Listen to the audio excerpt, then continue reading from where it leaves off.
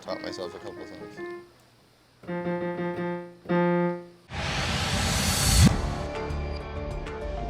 From an early age, like I always kind of fantasized, like, okay, like if this was a documentary life story, like what am I doing now to work towards that end goal of like fundamentally changing a part of surfing? And I don't know if I'll ever get there or like that'll ever happen, but having that mindset helped me at least get close.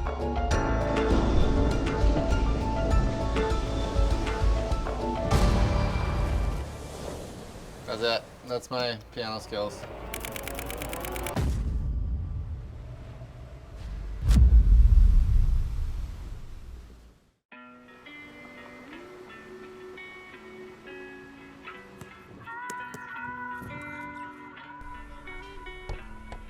But I grew up in Haiku, Maui, on the North Shore. I guess we had a different normal than a lot of kids. It was always the ocean. Fishing, diving, surfing. That's always been the norm, was spending time in the water. The uniqueness of Maui is probably that it has a little bit of every island. We used to do like a surf contest every other weekend on one of the different islands, which was so awesome. Well, I was so lucky as a kid to have that. I didn't have that many friends in school. Not that many people my exact grade surfed like I did. All my friends were kind of older.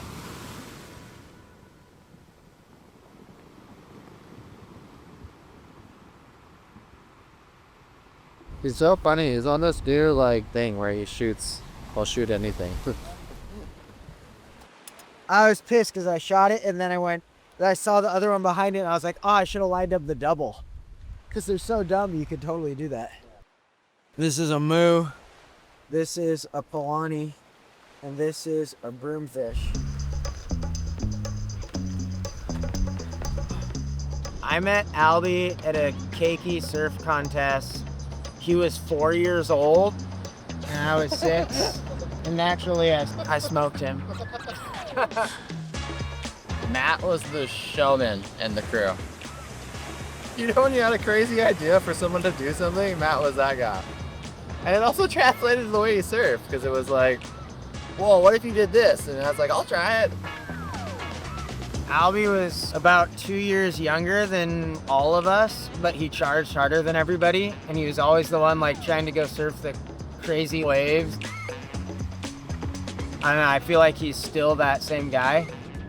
Honestly, like a lot of the heavy waves that we've surfed throughout our whole career, those sessions would have never happened without Albee's motivating everybody and like telling everyone it's possible.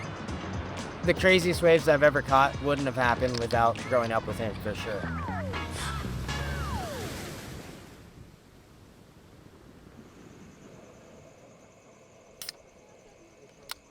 I honestly never felt like a rivalry. I felt like he pushed me and like, but we really encouraged each other a lot. I don't know. You felt the rivalry? We were for sure competitive. Really? I don't think I ever felt super competitive. If he did something crazy, I was stoked. Like, it wasn't like I was like, fuck, you know? But it was little like jabs and stuff at that time. You kind of mimic the like people around you. And we both wanted to like do the craziest trick that was like ever done. Oh, we need forks. Will you go get a bunch of forks?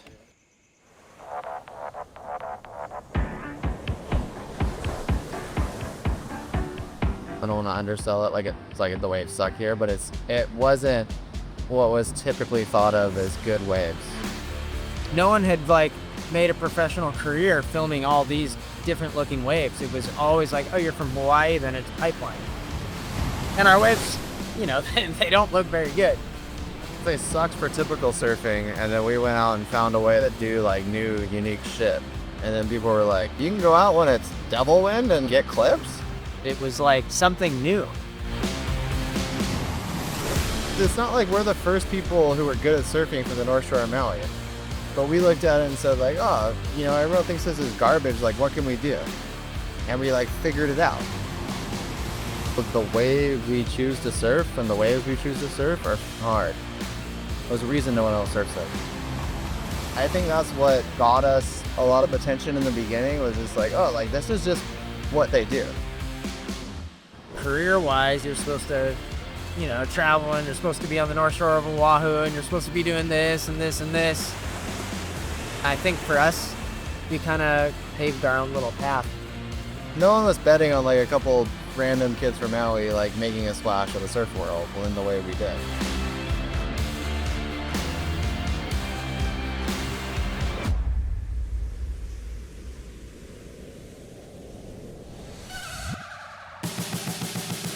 As far as like it becoming a career, it was weird. Like me and Matt weren't really good at contests. Once like internet clips became a thing, we crushed that era. The internet became a great equalizer in a way where you didn't have to be on Oahu, or you didn't have to like be winning contests or know the guy who puts you in a surf film. If you put something good enough out, all the websites grabbed it. What we were doing had a different look than what everyone had seen at the time. Not just the tricks, but the waves, and that's when we kind of like burst onto the scene and became actual pro surfers. You didn't come up with any questions, did you? Yeah, I have them on my head. From an early age, we used to make iMovie video parts. We'd film each other at the beach all the time. We started getting pretty good at editing. We made some pretty cool stuff. And that was just as things were starting to pop up on the internet. Once that became a thing, I could see a career path. From there, I started working with Dan Orkunis, and eventually me and him became like production partners and started Take Shelter. And that was when I like was actually a part of the process of editing and started to drive a bit. It can be frustrating and hard, but for the most part, I love it. From there, we like built the web series with Rockstar, and we made a fucking good surf movie.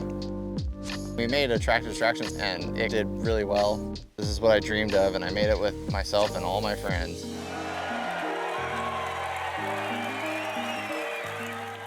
When I'm editing, I'm envisioning like, oh, how do I like toy with the crowd here? Like, how do I get them psyched? Where's that slow-mo moment where then it hits like the heaviest wipeout or whatever it is?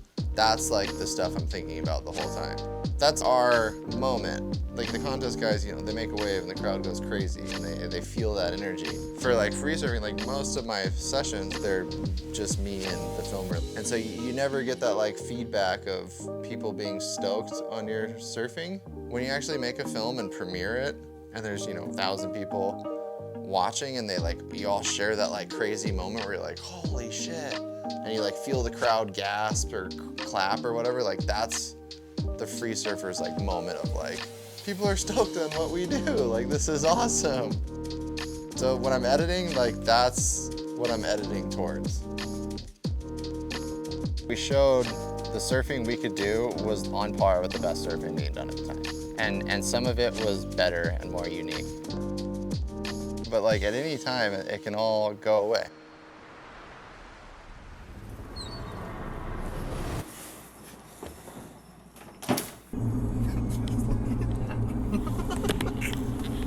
Already. You got that dive light? Cut.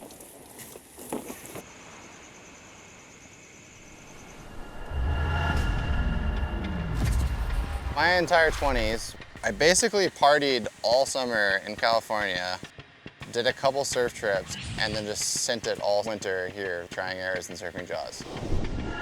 It wasn't a sustainable way to live. It was just like a numbers game with both things I was doing, like with partying and the way I was approaching jaws. I'd get hurt and it'd be like another excuse just to go to Cali and just like fuck off and get drunk and chase girls. Eventually something bad was gonna happen to me.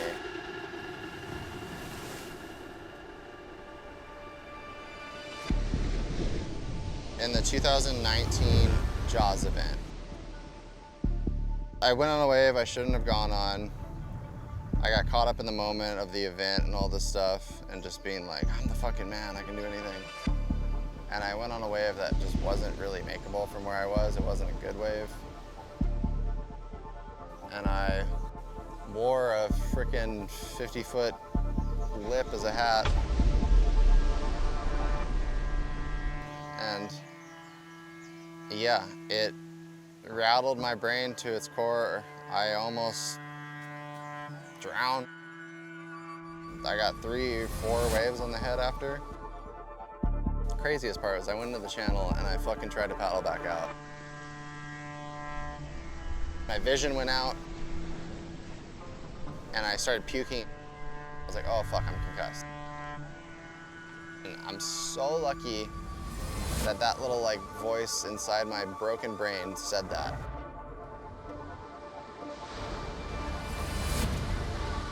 The 2 or 3 years after that was the worst I ever got at partying and stuff because I was in a lot of pain mentally.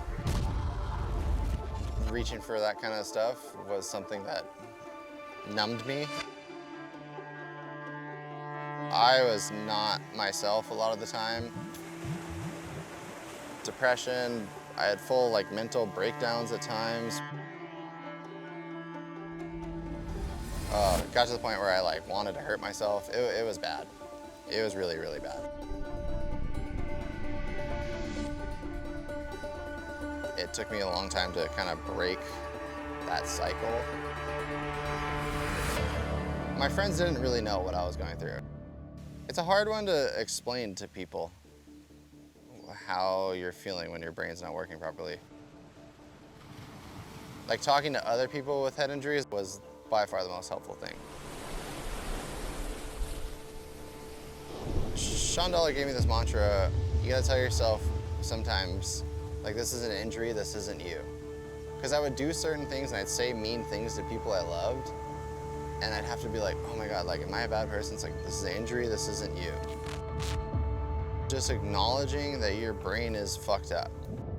I don't think that can be overstated how important that was. And it was just noticing like where that's affecting your life. It's been a slow road, but I've got my shit together both physically and mentally. My passion never wavered in any sense as far as surfing goes.